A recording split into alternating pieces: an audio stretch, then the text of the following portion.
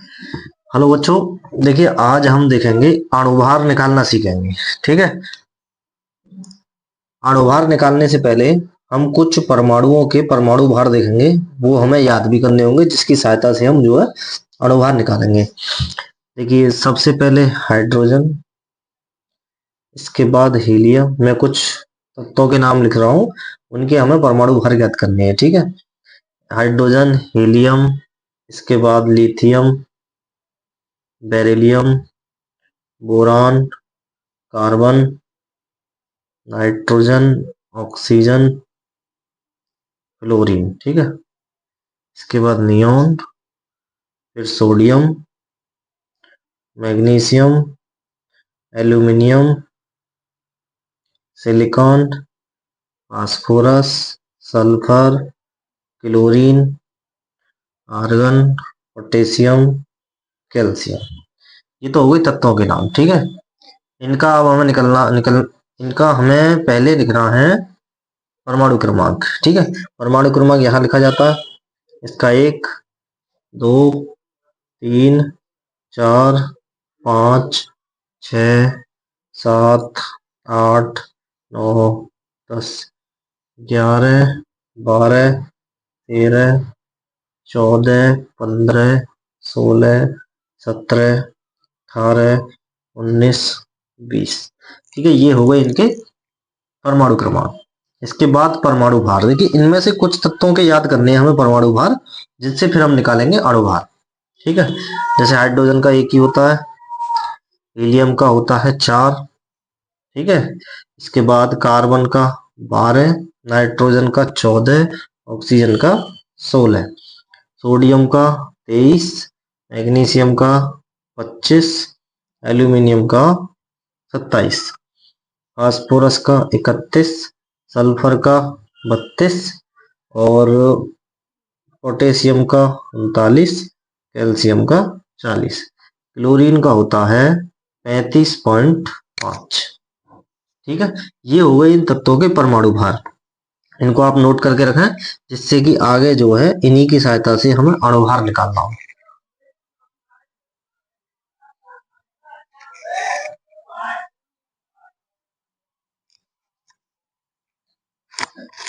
तो चलिए शुरू करते हैं अब अणुभार निकालना। ठीक है। सबसे पहले हमें निकालना है H2O का। H2O का अणुभार निकालिए। ठीक है। H2O का अणुभार निकालिए। ठीक है। अणुभार को प्रदर्शित करते हैं M से। अब देखिए यहाँ पे निकालना कैसे है कि हाइड्रोजन का, इसमें दो तत्व है, हाइड्रोजन है और ऑक्सीजन है। हाइड्रोजन के 2 परमाणु है और ऑक्सीजन का 1 परमाणु है। हाइड्रोजन का होता है परमाणु भार 1, लेकिन ये 1 परमाणु का होता है। यहाँ पे है 2 परमाणु, तो हमें 2 की गुणा करके लिखना है, यानी कि 2 परमाणुओं की संख्या हो गई और ब्रैकेट के अंदर उस तत्व का परमाणु भार। ठीक है। हाइड्रोजन हो गया कंप्लीट। इसके बाद जब ऑक्सीजन आएगा तो उसके बीच में लगाना है फिर प्लस, और प्लस करके जो O बचा है उसका हमें भार लिखना है यहाँ से, कि 16। तो ये हो गए 2, 2 एकम 2, गुणा करेंगे प्लस 16। तो ये इसका H2O का M यानी कि अणुभार आ जाएगा 18। ठीक है। इसी प्रकार से दूसरा है, इसको ऊपर खिसका लेते हैं थोड़ा सा। CO2 का अणुभार निकालिए।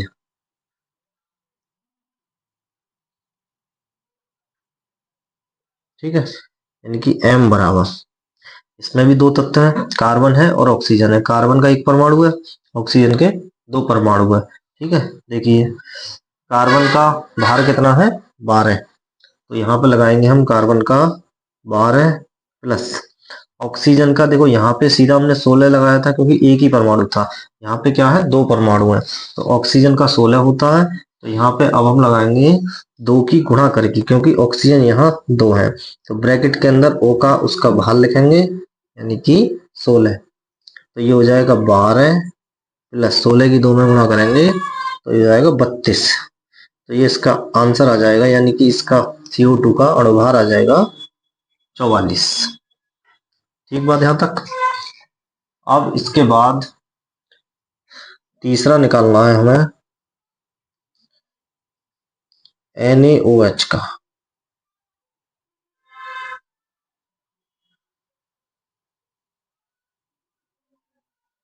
ठीक है, NaOH का अणुभार निकालना है हमें। तो देखो इसमें एक Na का लगाएंगे, एक O का लगाएंगे और H का लगाएंगे। तो यहाँ पे देखो Na का कितना होगा, Na का होता है 23। यहाँ पे आप अपनी कॉपी में देख सकते हैं ऊपर, Na का कितना होता है 23, प्लस O का कितना होता है 16, प्लस H का कितना होता है 1। तो 23 प्लस 16 और 1 हो गए 17, और ये जोड़ के आएगा 40।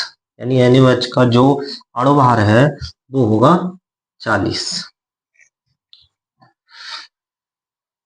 इसी तरह से एक और देखेंगे। देखिए यहाँ पे है NH2CONH2, ये किसका सूत्र है, ये है यूरिया का सूत्र। इसका M निकालना है यानी अणुभार निकालना है। देखिए पहले N का लगाएंगे 14,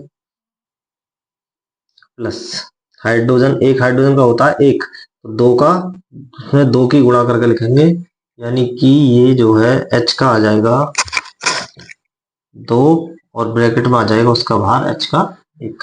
ठीक है, प्लस कार्बन का 12, प्लस O का 16, प्लस नाइट्रोजन का 14, क्योंकि दोबारा आई है नाइट्रोजन इसलिए दोबारा लगाया, प्लस 2 गुणा 1, यानी ये हो गया H2 का, एक H का 1 होता है तो 2 का 2, उसमें 2 की गुणा करके लिखेंगे, बराबर 14, प्लस ये हो गया 2, प्लस 12, प्लस 16, प्लस 14, और प्लस 2 की 1 में गुणा करेंगे तो ये आएगा 2।